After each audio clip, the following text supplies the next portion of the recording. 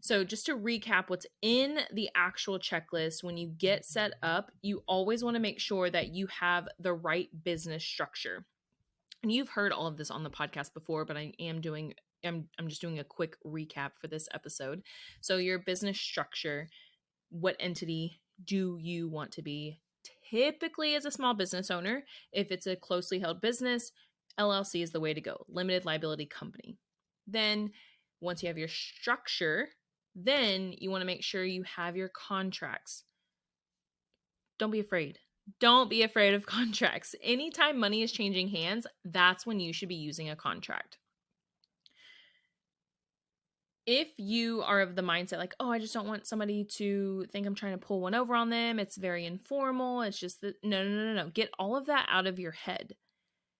You are a business owner, and this is how business owners operate. Welcome to the Legalpreneur Podcast. I'm your host, Andrea Sager, founder and CEO of Legalpreneur Inc. As a serial entrepreneur and someone that works exclusively with small business owners legally protecting their business, I'm dedicated to covering common legal issues faced by business owners, providing you with the business knowledge you need to catapult your business's growth and showing you just how some of the world's most elite entrepreneurs have handled these legal and business issues themselves.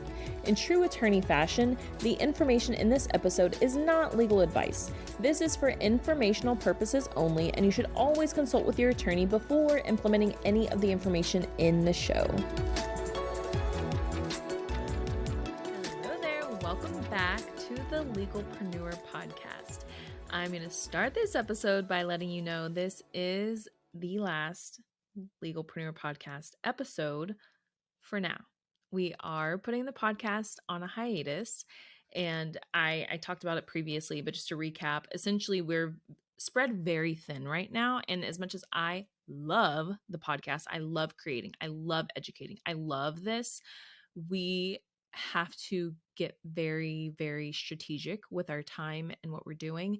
And we made the very difficult decision to put the podcast on a hiatus until we can expand the team and essentially have more support for everything that we're doing. We're doing 1,000,001 things and have to just be strategic. And I actually encourage you to do the same. If you ever feel you're spread too thin or you feel like something's not delivering in the way you want it to, like we should be pushing the podcast out more, and we just don't even have the team to do that. So it's really the decision we had to make for now, but don't worry, it's not the end forever of the Legalpreneur Podcast, just for now. And I promise you, we are having some good content this episode, but if you, in the meantime, are like, oh my gosh, no, I want to hear more, I want to learn more, Instagram, TikTok, I'm always putting stuff out on TikTok. And actually, a lot of the questions that I address on the podcast come from Instagram and TikTok. So if you have questions, feel free to leave a comment, do the Q&A on TikTok, and I'll actually just make a video on it instead of doing a longer podcast episode. So there's still obviously plenty of ways to connect with me, with the brand, with Legalpreneur. And today what we're covering is the full legal checklist. We put out so much content, and sometimes people are just like, hey, can I just get the quick down and dirty answers? And that's what our checklist is. So the link is there in the show notes if you want to go grab your free copy. And basically it's called the Business Owner's Legal Checklist, and it's two parts. One is making sure you're legally properly set up, you're legally up and running. And the second part is the annual legal compliance checklist. So there's two parts. One is to make sure you're up and running correctly. And then the second part is what you should be doing every single year. If you've never looked at your stuff, make sure you go get this download, because you want to make sure that your business is always properly legally protected. And the reason I'm so passionate about this is because I realized back when I was in law school and I had my first business, as a small business owner, you're still held to the same standard as Fortune 500 companies. The moment you become a business owner, you're held to a higher standard, even though you don't have the budget for your chief legal officer, your in-house counsel.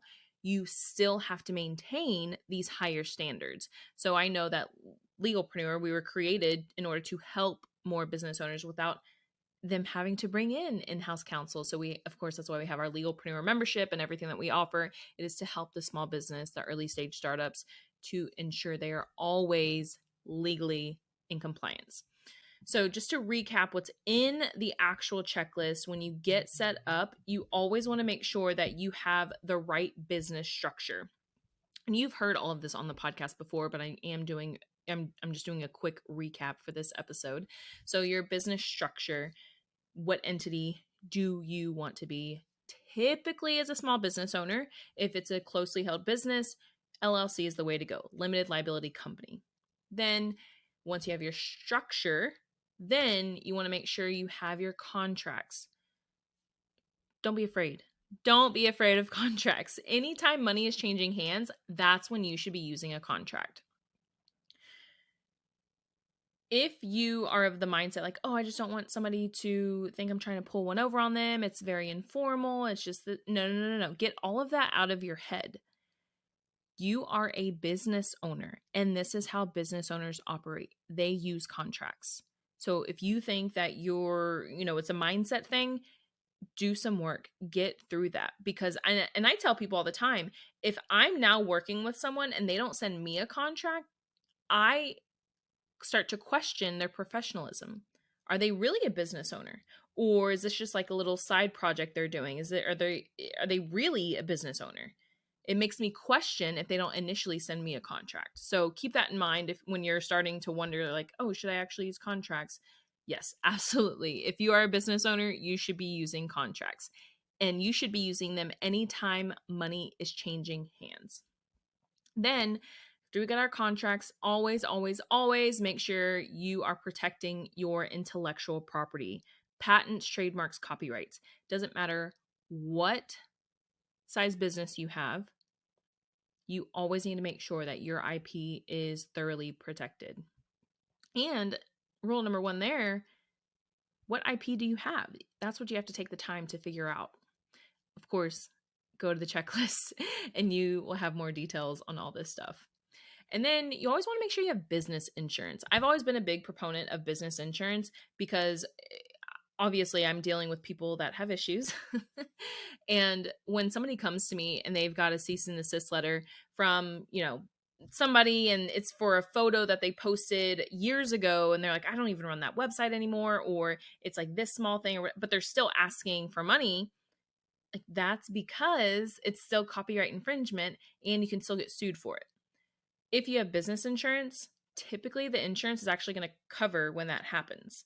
So many times clients have come to me and first thing I ask them is, hey, do you have business insurance? If they do, we loop in insurance. The insurance typically takes care of it. So it's just eliminating more issues. And then of course, if you're a brick and mortar, if you have a physical presence somewhere, absolutely all the more reason you need insurance. But even if you're just online, you still need business insurance.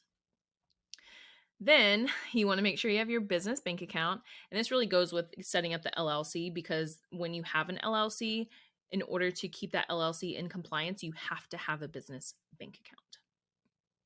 So that's making sure that you are legally up and running. And the annual compliance piece, it's a little more, very similar, but a little more like, hey, what changed? Did this change? Do you need to do this? Do you need to do that? So make sure you get that download. It is there in the show notes. Just drop your name and email on the link and you will get immediate access to that checklist. Oh my gosh.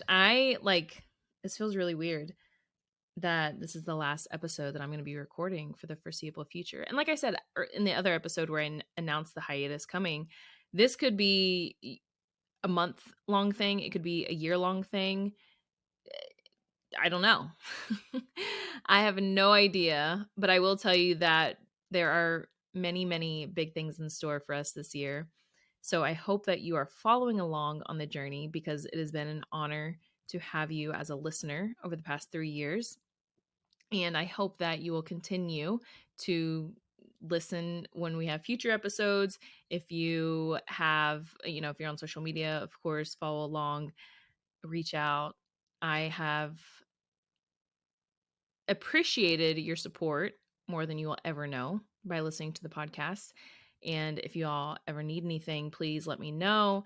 Always, if you have questions, you know where to find us. And alrighty, I'm out, and I hope you all absolutely kill it this year. Here at Legalpreneur, we're committed to providing a supportive legal community for all business owners. I know how scary the legal stuff can be. If you found this information helpful, I would be so grateful if you could share it with a fellow business owner. And quite frankly, it doesn't cost anything to rate, review, or subscribe to the show. Your support helps me reach more listeners, which allows me to support more business owners in their entrepreneurial journey. Have any questions or comments about the show?